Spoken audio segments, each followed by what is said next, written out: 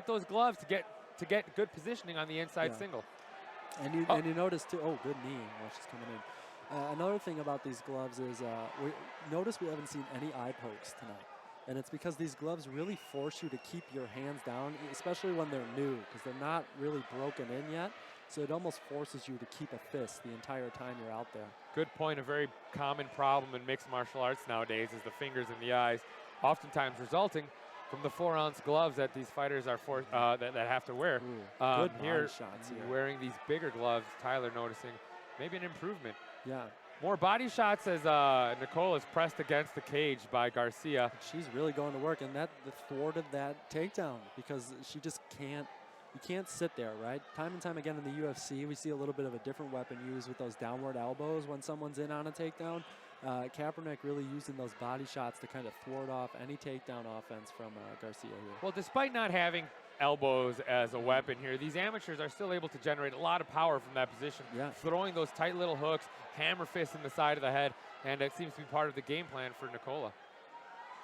Oh, good teeth there from beautiful Nicola. Front kick from Nicola catching. Oh, she doubles again. up.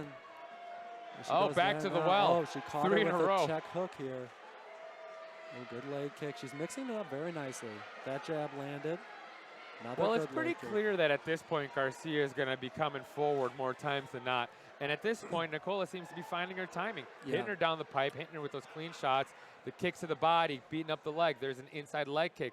There she's faking to come back upstairs. Something I'd like to see more on both ends is fakes and feints. From Garcia's end, I'd like to see a little bit more level changes, right? Kind of, I'm not always coming in. I'm only going to come in and 1 out of every 3 times have that be. And same thing for Kaepernick. I'd like to see her pump that jab a couple times and then stop halfway through, and get those shots off a little bit easier.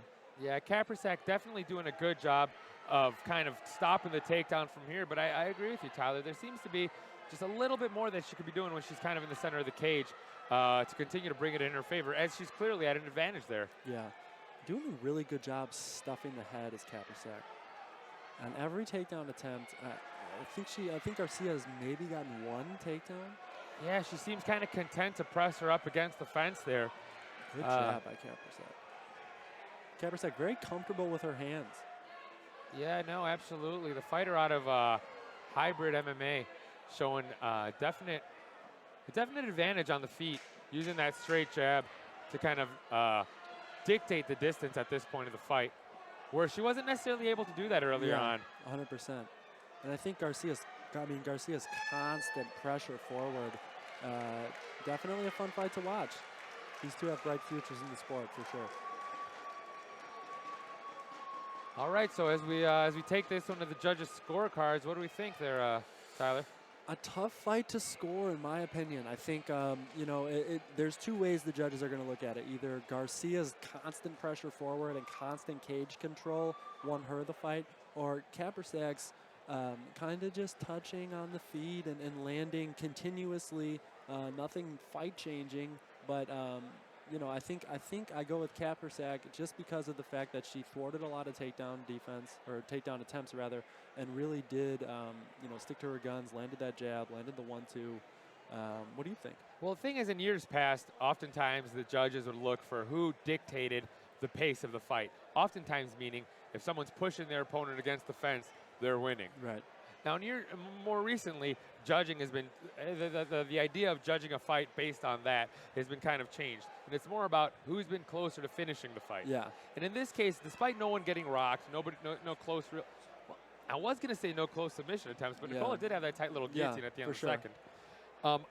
With all that being said, I'm going to have to agree with you. I'm going to have to say Kaprsack came closer to finishing the fight, so I want to give it to her. Yeah. That being said, it looks like we're going to have to send it back to the judges All and get right, their thoughts. Bulldog Park, Crown Point, Indiana. We go to the judges.